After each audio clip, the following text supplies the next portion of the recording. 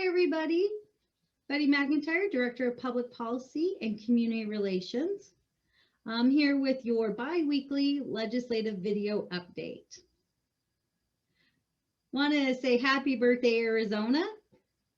This Sunday, while everyone's celebrating Valentine's Day with their loved ones, Arizonans, we like to celebrate Arizona Statehood Day.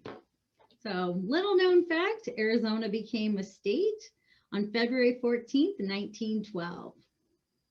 So it's always a fun holiday to celebrate our love of our state and the love of our family and friends. But we're not here to talk about that. We're here to talk about what's happening down at the Capitol. This past Monday was the last day for the House to introduce any of the bills that they would like to be introduced this session. And we are also coming up on the deadline for chambers to hear bills in their original chamber.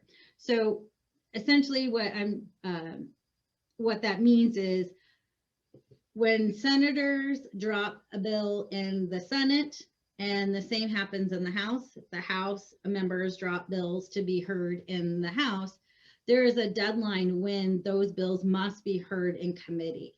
And that's the week of the 15th of February here. So all the House bills that have been dropped, in order for them to move through the legislative process, that bill has to be heard on a committee agenda by the end of next week. And the same has to happen in the Senate.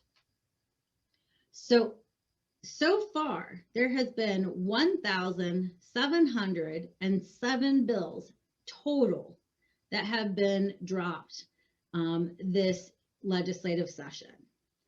Now, with a week left for bills to be heard in their original chamber in committee, the majority of those 1,700 bills will not move forward in their journey to become a law.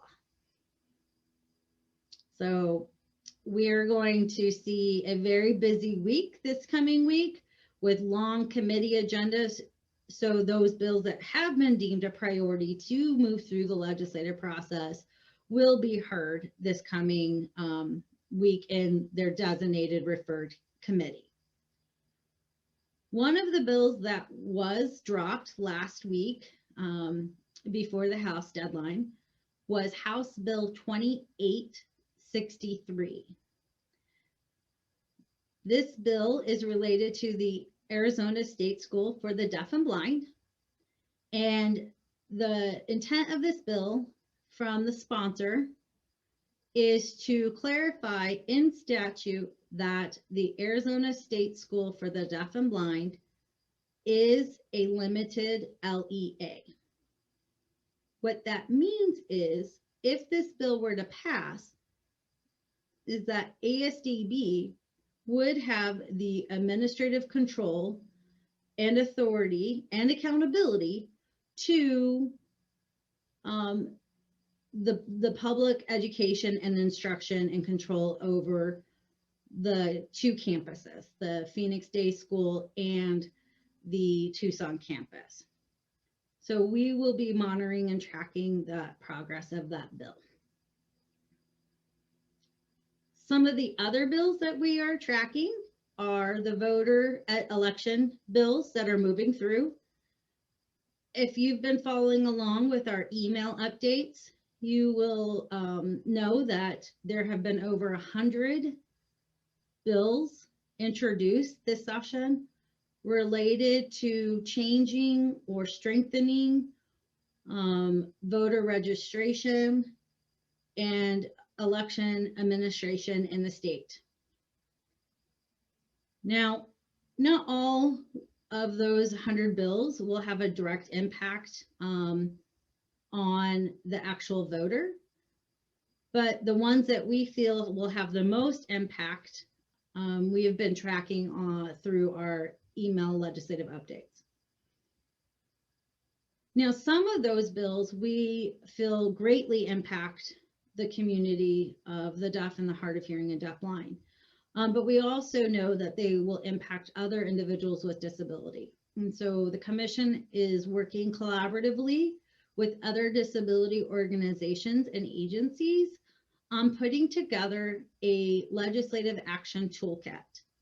This toolkit will be coming out this coming week, where it will provide members to, to know the steps, have action items, things that you can take to make your voice heard related to some of the bills that are going through as it impacts voter registration and voting in Arizona.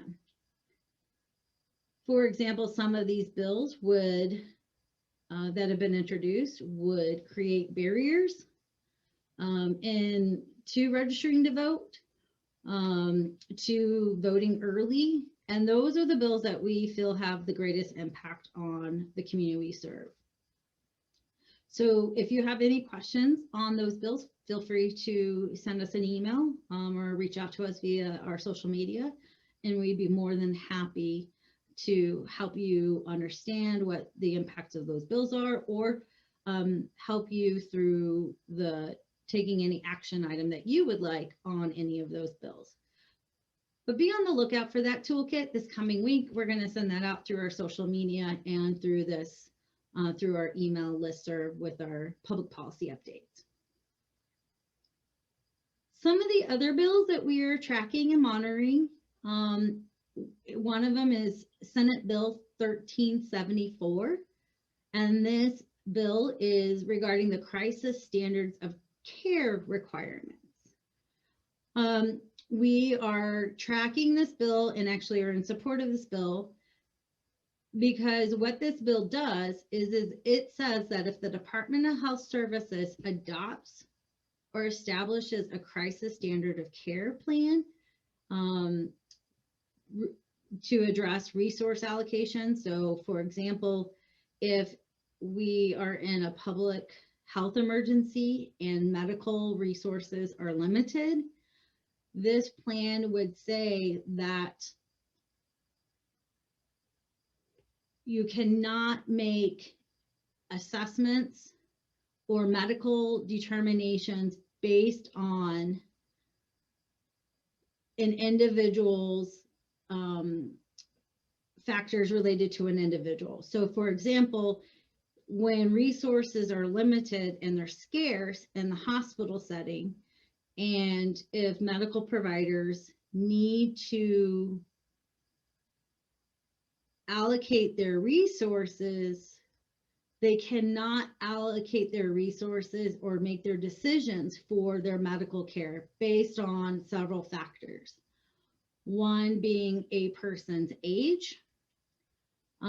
Another is whether or not that individual has a disability, whether that disability is invisible or is visible.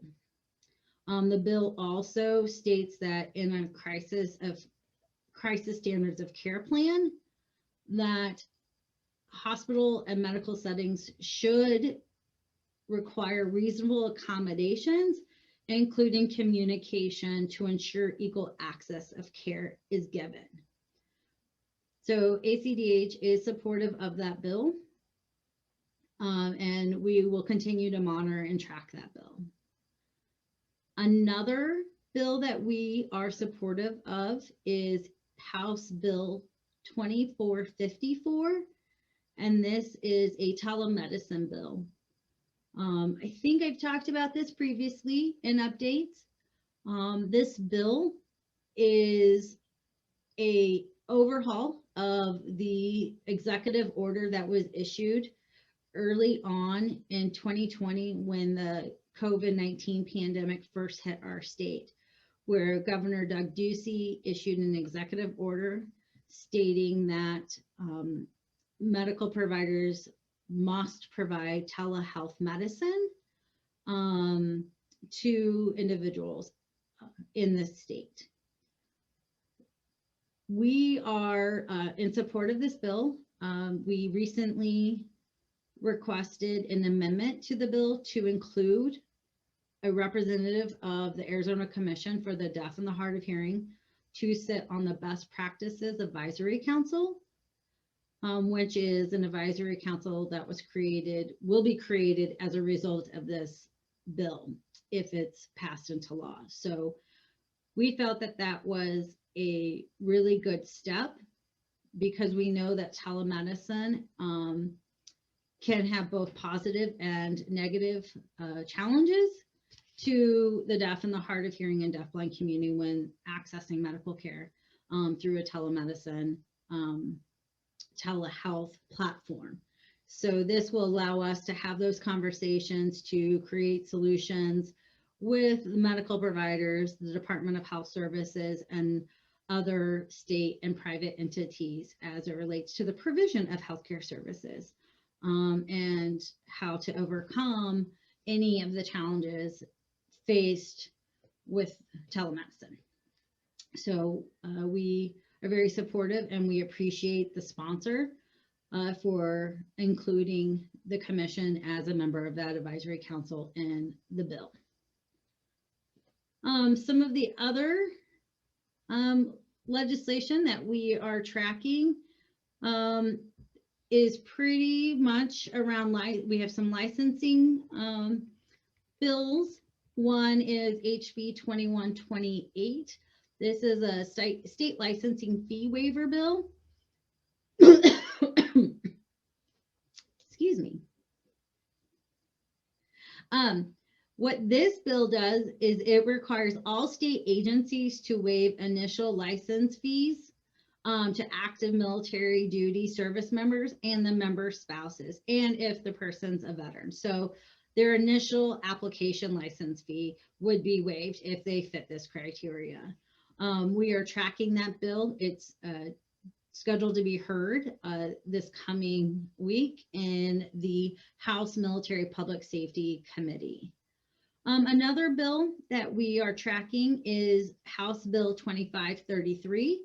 This is the statewide ADA coordinator position, sponsored by Representative Longden, who is a fierce advocate for the disability community.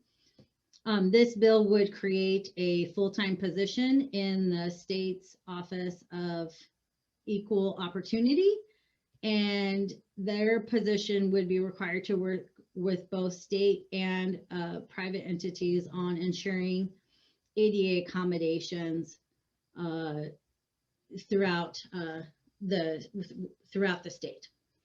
So we are very supportive of this position, and if it's passed into law, ACDHH, of course, will work very closely with this position in ensuring ADA accommodations are being met as it pertains to the deaf and hard of hearing, because we do feel it's an extension of what we do already within our agency. So we look forward to this bill going through.